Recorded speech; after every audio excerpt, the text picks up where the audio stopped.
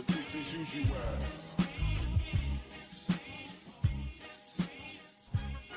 I took my Alright, we good. Alright.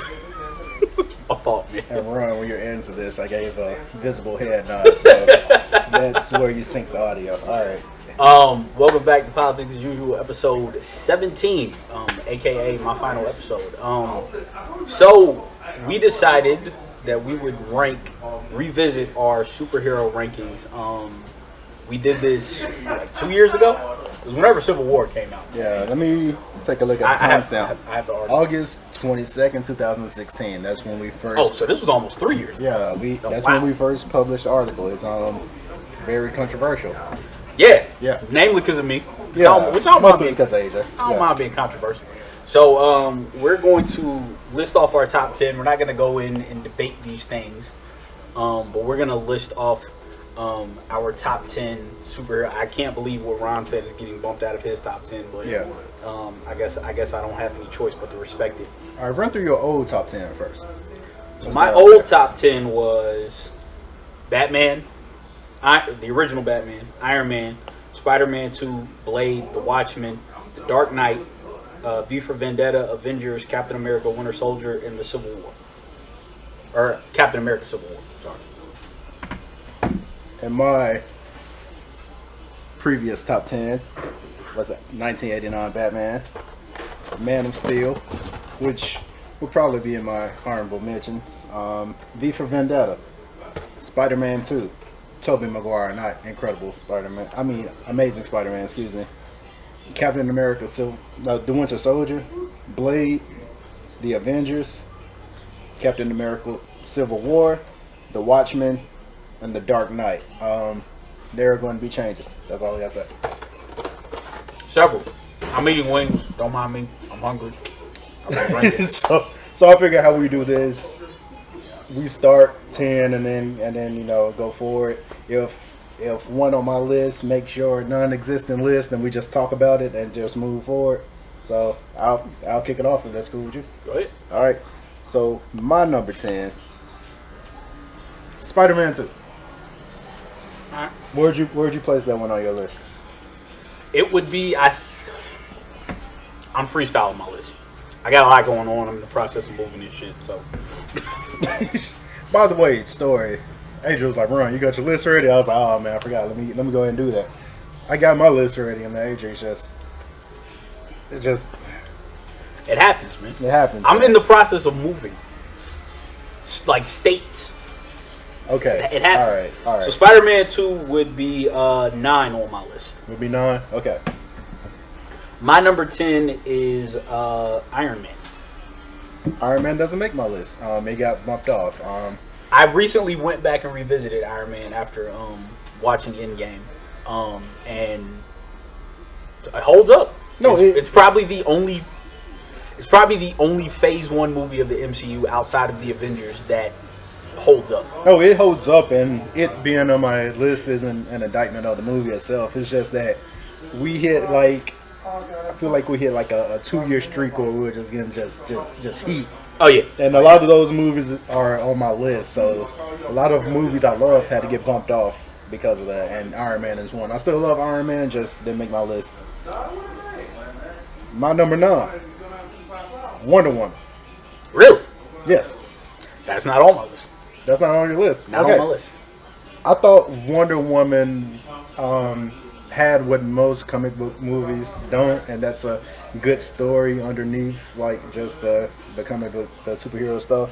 It was a good story, and also the choreography was great, and I was a bit worried about Gal Gadot as Wonder Woman, but she surprised me. She brought it. So Wonder Woman's my number 9. My 9 is Spider-Man 2. I don't know that much needs to be said. Just go back and rewatch it. One of the top 5 action sequences of all time when he's the train fight with Dr. Octopus. Oh, yeah.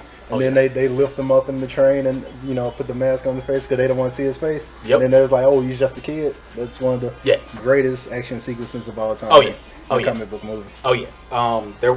Even though Tobey Maguire is probably the worst Spider-Man. Yeah. Yeah. But I can't be mad at it. What do you have for number 8? I hate that I have this so low because I feel like it should be higher, but it's just how it shakes out. Captain America, the Winter Soldier. Really? Yeah, I want to have that. I have that way higher, but I won't say where it is. My number 8 is Blade. Blade is my number 7. Let's talk about Blade. Not the first black superhero movie. Was barely beat out by Spawn. Okay.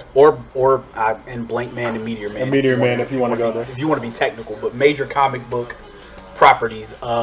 Blade was barely beat out by Spawn, but I mean, Blade kind of is why we have the MCU. If you want to be real, It's because nobody really wanted the Blade movie to happen. They didn't think it would be successful, and then it happened. They're like, oh, maybe people do want these comic book movies. yeah, we got 2 sequels, but Yeah. Blade So still out. I Still out here. unofficially call Blade the grandfather of the MCU, and I recently learned as reading the oral history of the Blade movie. Do you know it was supposed to have the first end credit scene, or do you know what that end credit scene was supposed to be? Nah, what was supposed to be? Morbius. Never happened. I wish it would have happened. Never happened, but And now we're getting Jared Leto as Morbius. now we're getting Jared Leto as Morbius for God knows why. So So yeah, your number 7 was Blade. My number 7 is The Watchmen. oh, I have the Watchmen a lot higher. I won't say where, so I just tucked that away. Yeah. HBO series coming soon. Fire. With Regina King. It's gonna be fire. I may have to reactivate. I don't know that I see. The only reason I even got HBO was for Game of Thrones, so I could live tweet it. I don't know that I'm going to be live tweeting The Watchmen.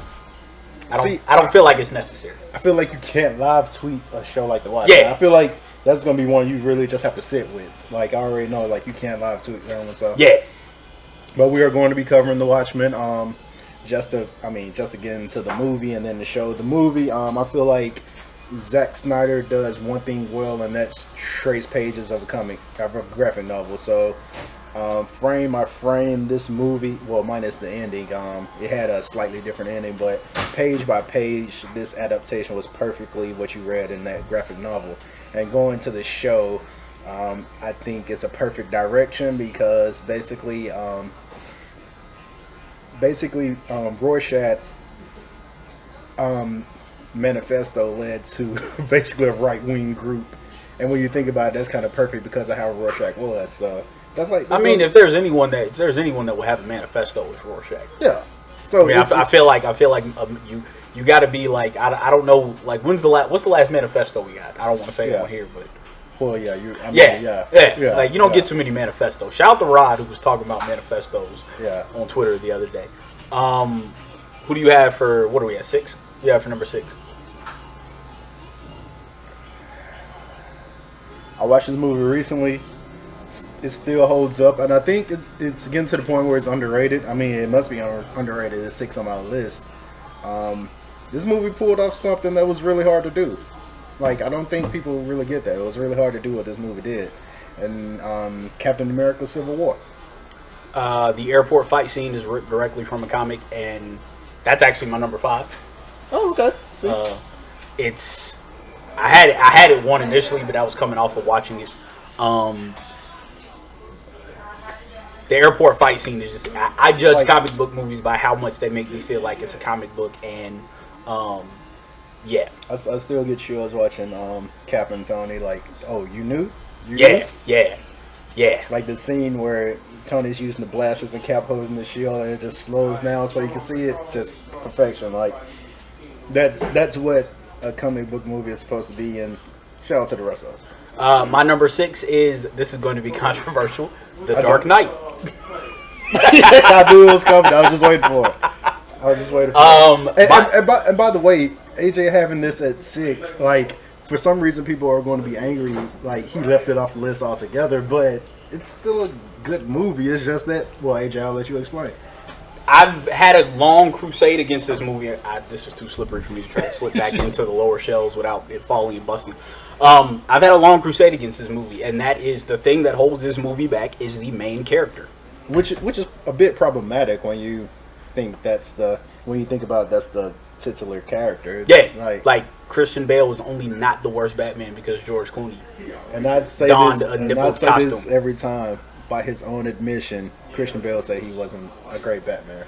by his own admission, Christopher Nolan said he didn't read the comic books. I have had a long crusade against this movie, starting back in like 2011 or 2012. I said The Dark Knight is only overrated because of Heath Ledger, and Heath Ledger's performance was so great. People overrate 2 movies he wasn't even in, and now people are finally starting to see the light. Except for Chuck.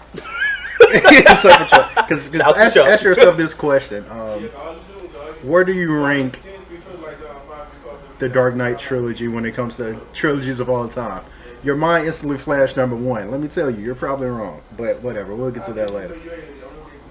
You're definitely wrong. Batman Begins, mid. Dark Knight Rises. Let's not even. It's great. What?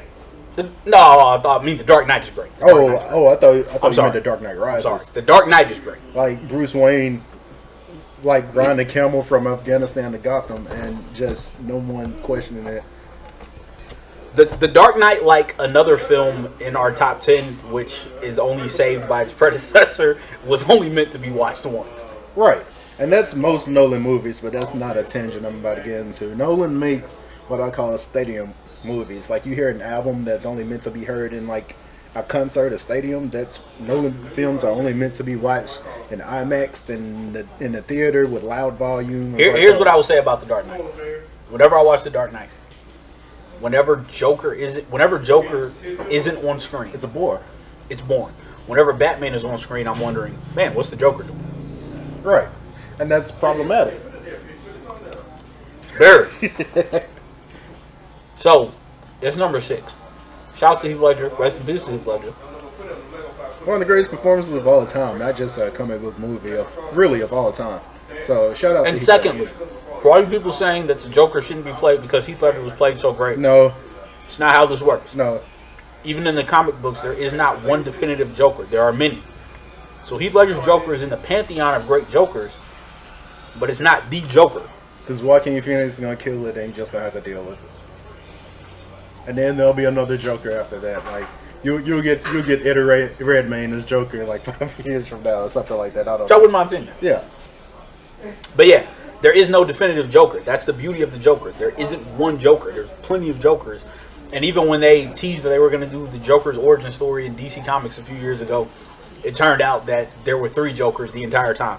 The cartoonish one, the mob boss one, and the psychotic one. There you go. More than one Joker. Who do you have for number 5? Actually, you go first on this one.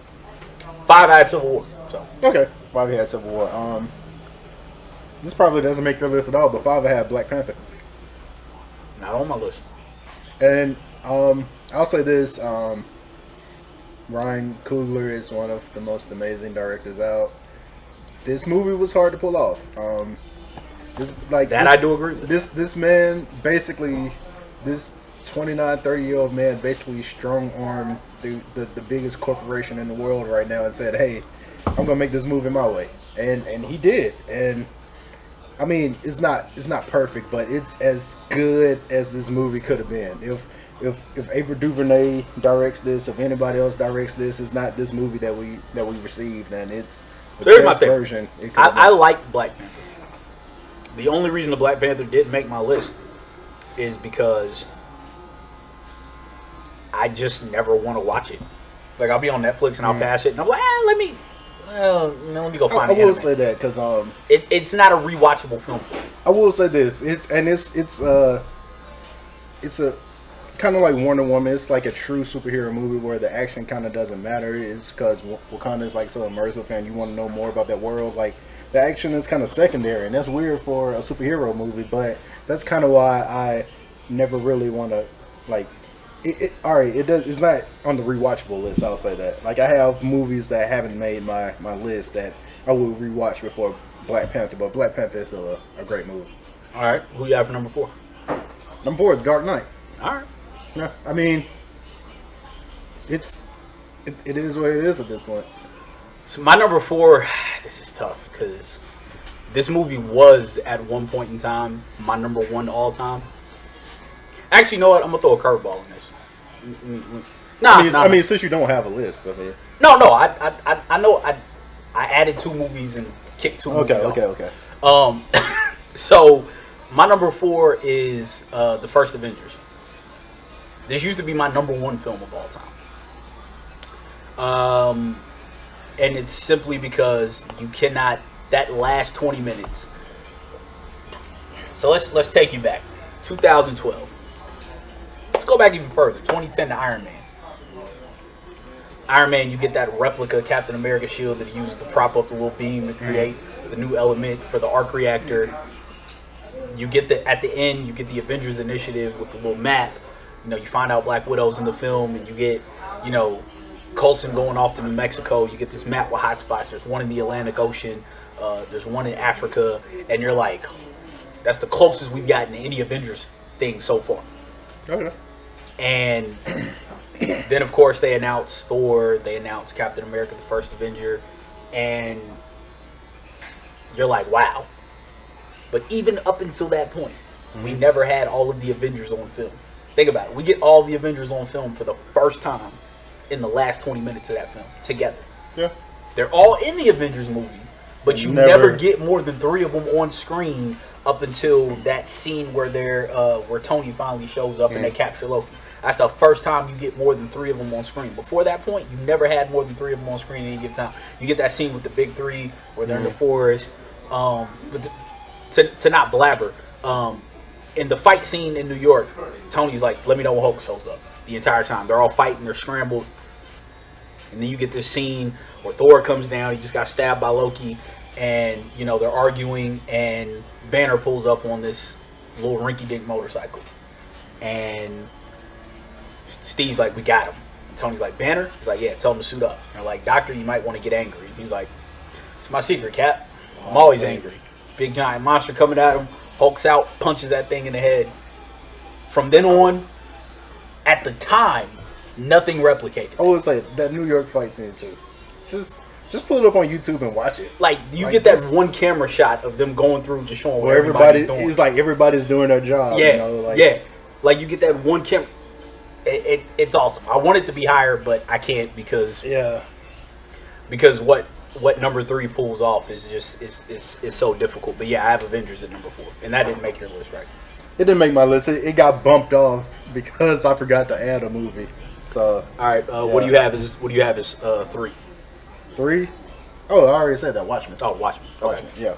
My number 3 is Infinity War / Endgame. Okay, and never mind. Okay, all right.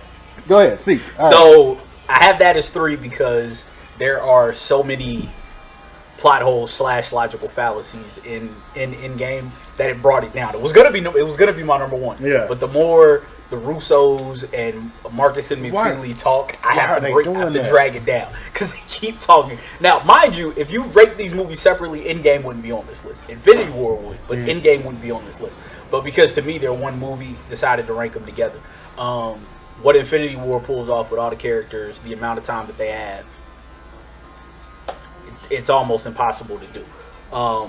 Endgame itself, the Endgame kind of reminds me of The Dark Knight Rises in that it's only meant to be watched once.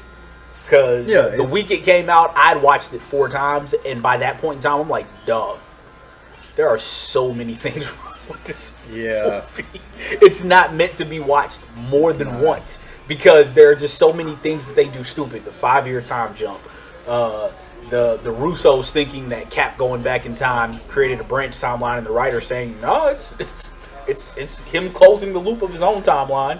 Yeah. Like, it's just so many. I feel like y'all should have talked about that. Yeah, it's like there's so many things that the writers did where they didn't communicate it with the director, and it's like, all right. But yeah, I had that as number 3 because what they pulled off, even with the logical fallacies of Endgame, Infinity War / Endgame is still one of the craziest comic book films of all time. It's a comic book to me.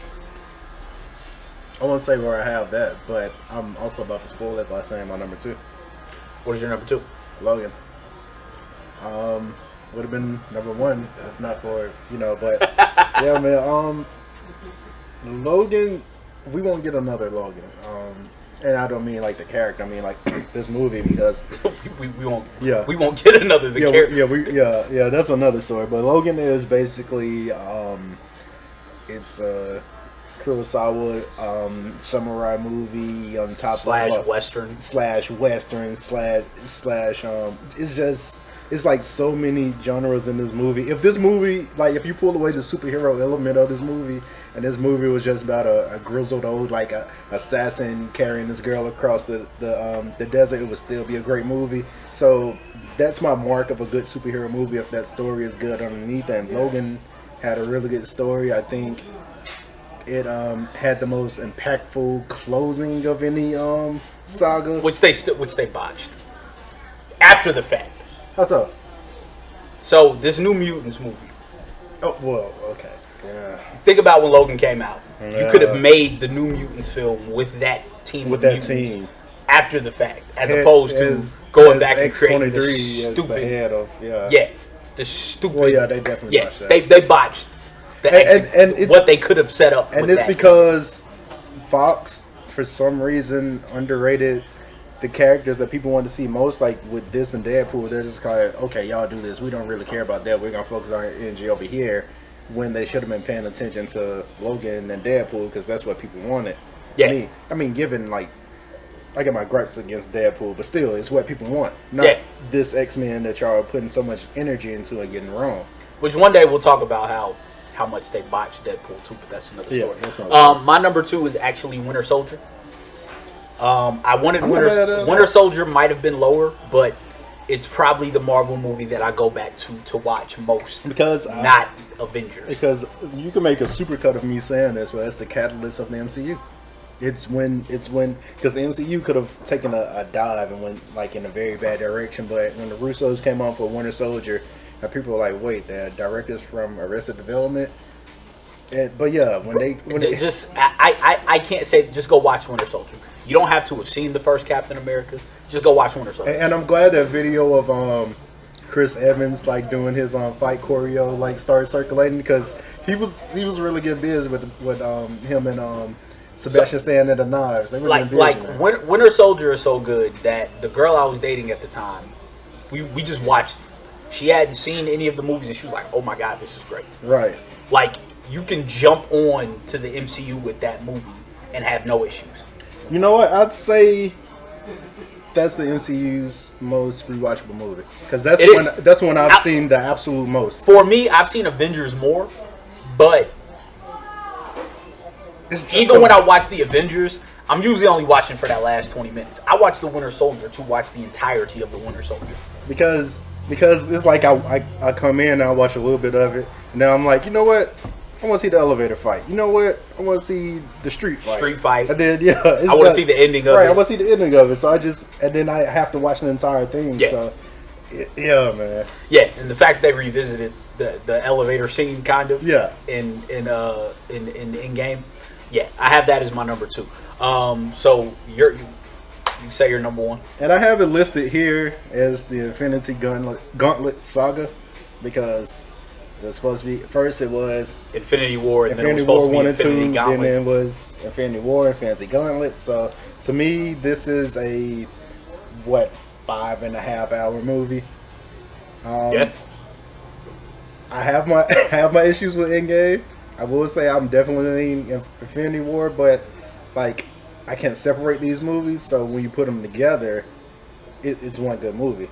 So I can't break them apart. So this is I said this in one of these reviews. We've never had an event series in a comic book movie, and basically an event series is like a 10-issue run sometimes, leading up to like a big story, like Civil War or Crisis on Infinite Earth. Right, I think was the first big event comic to where you're running through multiple issues, and low key that kind of killed comic sales. It did, because you have to follow so many events. Yeah. Like if I'm like me, I'll read a Nightwing series straight through, but I don't want to have to follow the Flash series to figure out what's happening. The event series that you run through, so that kind of killed comic books. But for a while, it was the boom in comic book sales, which kind of trailed it off, and they captured it in movie form. They basically went from, without realizing it really, because I say this all the time, if you go back and watch the first Avengers, the knowledge that the scepter is the Mind Stone, they set that up without knowing they were setting it up. Yeah.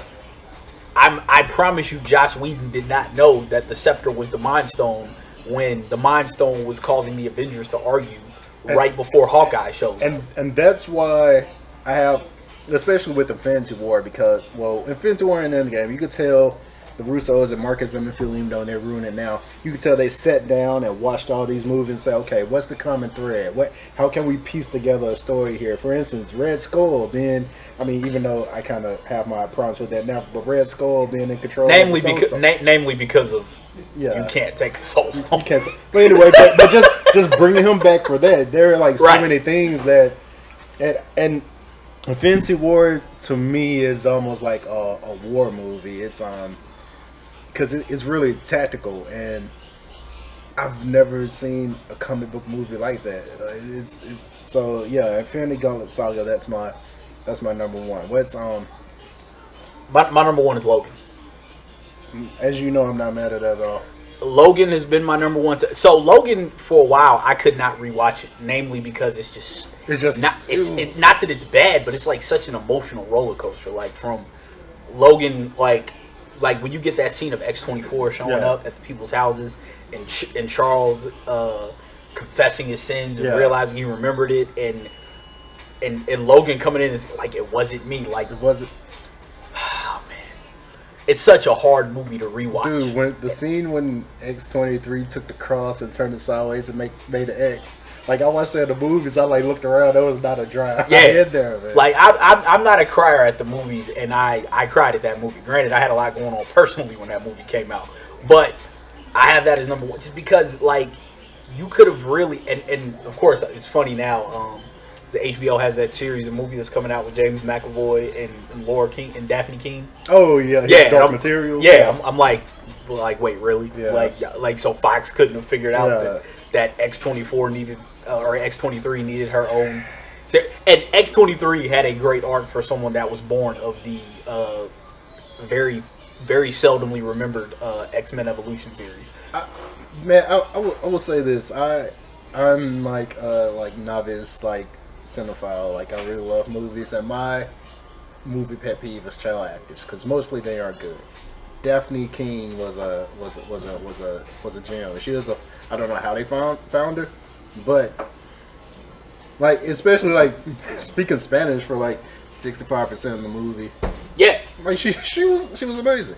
Yeah, and she doesn't talk for like the first half of the movie. There's no talking. Like, with her. But just the energy she gives off. Yeah, like her intensity, and like, granted, I knew who X-23 was, so I knew what it was going in. But like, just the way she gave off of what you would think of young Logan as being, like, yeah. I'm about to stand on Logan for a second, because just the way they set it up, it's like it's really poetic, because I don't know why nobody ever thought of this, but the adamantium in his body breaking down and getting in his bloodstream is the thing that killed him. So his invincibility is the thing that's killing him. That's brilliant. Why haven't any? I don't know. So I'm just Logan's amazing, man. I've watched that movie 2 times. I watched the movie 2 times. I saw it the first time in the theater, times, and then a couple months ago, I said, you know what, I need to watch this again. Yeah. And I sat and I watched it, and I was like, yeah, still stands as my number one. Yeah, I watched it when I did my 1 year anniversary post that I'll probably post underneath this along with the first review, but it's I can't watch it a lot, but it still holds up. And it's not because it isn't rewatchable. It's just because it's really an emotional, an emotional roller coaster of a film that you can't watch it regularly. Like, you really cannot watch this film regularly, because it's such a hard watch. So yeah, Logan is my one. Yeah. Honorable mentions? Honorable mentions, I gotta go V for Vendetta. I got V for Vendetta on mine too. The first Deadpool. Okay. I feel like they jacked Deadpool up. And Batman 1989. Okay. I gotta throw that one in there. And Into the Spider-Verse. Oh, I didn't even consider that, but yeah, you're right. It wouldn't have made my top 10, but yeah, I gotta put Into the Spider-Verse in as one of my honorable mentions. Well, yeah, mine are Man of Steel. I still stand by that movie. You and Rod. I still stand by Man of Steel. That's actually why I wanted to get Rod on here, because Rod loves Man of Steel. it's funny that the things Rod and I agree on, because it's always like the things that I feel like we should agree on, we don't. But it's always like my most left field like opinions, like we agree on those. Yes. Like Man of Steel was yeah. I kind of wish Nolan would have stayed on as a writer for Nolan can do Superman. Here's my beef with Man of Steel. It boils down to one scene in the movie. What's that? Zod about to destroy a family, and Superman hesitating to snap his neck. Why is that a decision? Guy hell-bent on domination of the planet, innocent family. You've already killed countless people, smashing through all the buildings you've smashed through. You're going to hesitate on killing this one bad dude? And there's an innocent family right there? That to me was overblown. And then the shot with him, the headshot with him in the same frame as Jesus. Well, we only know that he killed multiple people because the Angel of Death, Zack Snyder, said he did. So I mean, but it was obvious. Granted, I don't care about collateral damage in superhero films because I'm not one of these people that thinks, man, they're like the thing that kills Ultron more than anything is them stopping to put people on lifeboats. Yeah, I didn't care about that. People in Sokovia could have died for all I care. Yeah, let them rip. It is what it is. You're caught between godlike beings. People are gonna die. It happens. Also, a few people or the entire planet. You know what else? Also, you know, one of the things that kills me about Infinity War is the whole "we don't trade lives" thing. It's so damn stupid. Look. We don't trade lives around here. Look. Put Vision in sleep mode and just have Tony restart him later. Because Tony created Jarvis. They ruined that when they said, "Oh, he's just a bunch of overlays." Okay, so download his brain. You could kill him and bring him back. That was stupid to me. But anyway, we don't trade lives, but he's an android. He's an android that is mostly Jarvis. He's an android. Which, it was dope to actually have Jarvis in. Yeah, that was dope. But Vision the entire time just like, bro, just kill me, bro. It don't even matter. Bro. And Vision is as far as morality goes, the purest of the Avengers. And he's just like, hey, man, just kill me. It's for the greater good. I'm cool with it. Yeah. Scarlet Witch. Yeah. Who showed out in the game? I'm glad they didn't nerf her. Yeah. Yeah, finally didn't. They finally let her do it. Finally didn't nerf. I saw somebody talking about how Thanos versus Captain Marvel. I'm like, bro, do you realize that he had to take the Power Stone out of his glove to get? He had the full gauntlet on, headbutt Captain Marvel. But Captain Marvel was like, nah, bro, this ain't what you want. I think people are saying that simply because they still don't like Brie Larson or Carol Danvers herself, but Captain. The reason Captain Marvel wasn't in Endgame is because she's Superman. If she was there, it wouldn't have been a fight. Right. If she's there for the entirety of the film is an hour long, if that. They're going back in time. Carol could have went back in time, got all the stones, wished everybody back, beat up Thanos from the past, and it would have been an hour-long film. That's that. She's that powerful. The Russos have stated, Kevin Feige has stated, she is the most powerful person that we have seen in the MCU. That's why she wasn't there. Like she's basically has like a space reactor in her body of like space matter. Like think about this: the two people who actually did Thanos some harm were the two people created by Infinity Stones. Yeah. Carol was created by the Tesseract. Wanda was created by the Mind Stone. Wanda had Thanos ready to kill his own soldiers to get away from the smoke.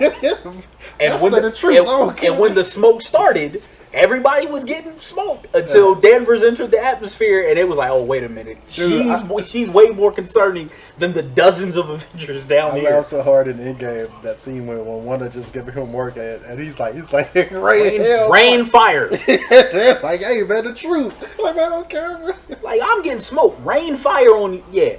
Yeah, nah, man.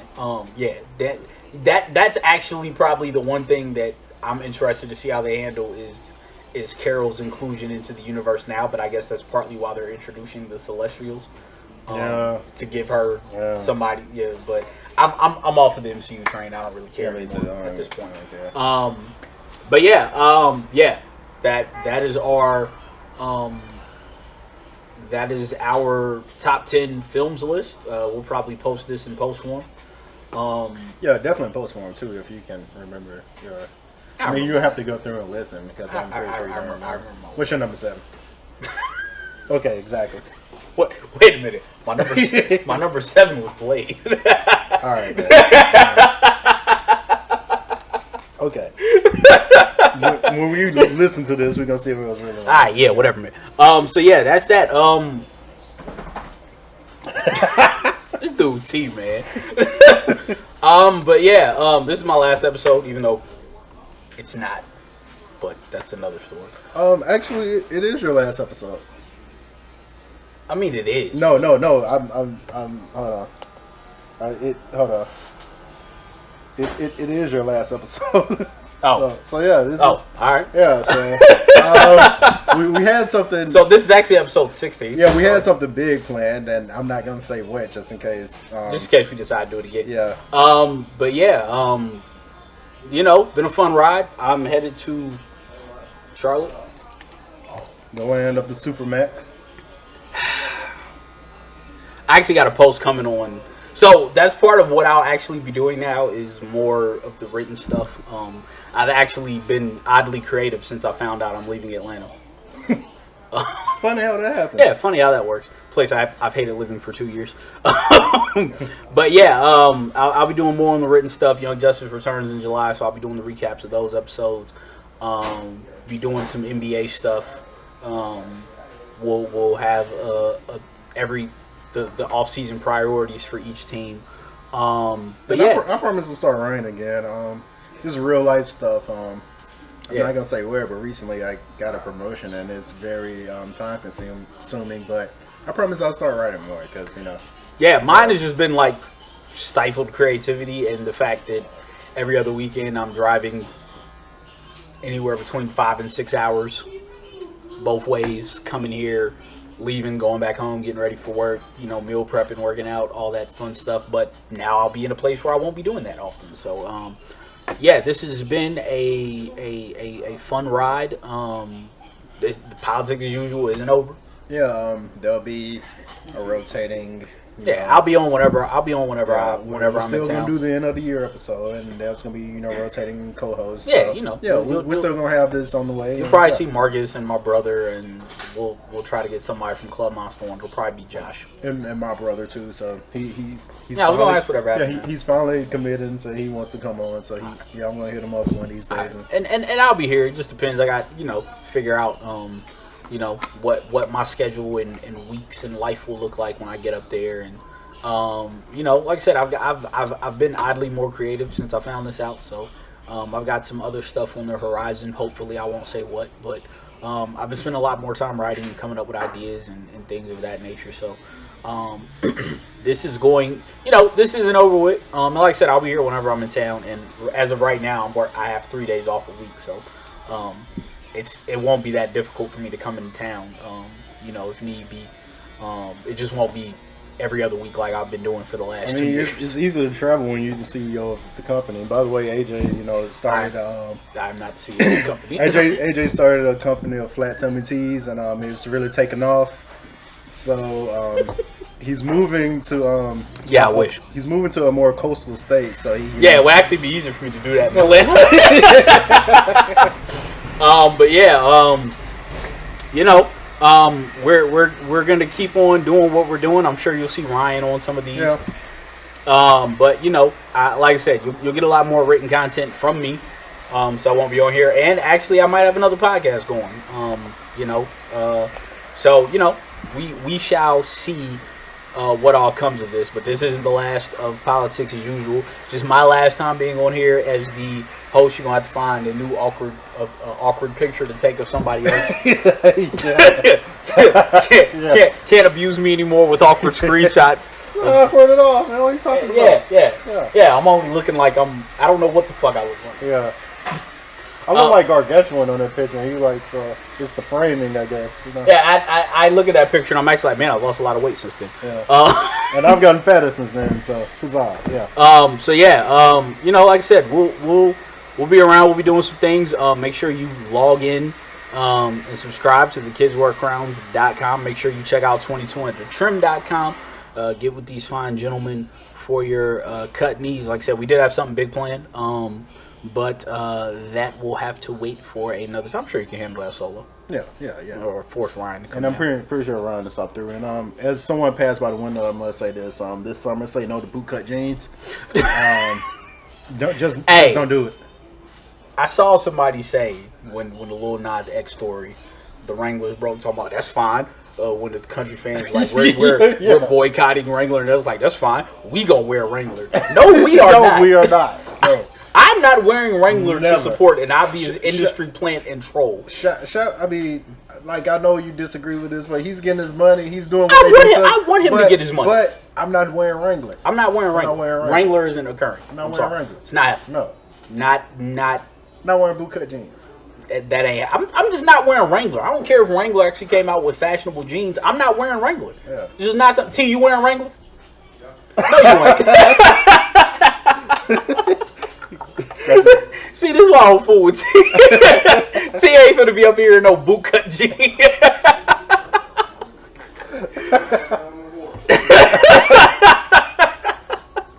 Yeah, but yeah, anyways, like I said, we'll be back. Like I said, we got more stuff in the works.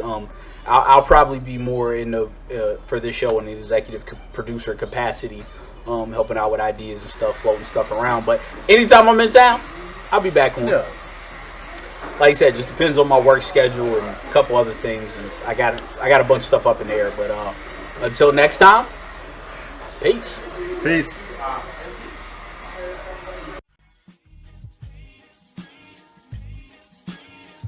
Politics as usual.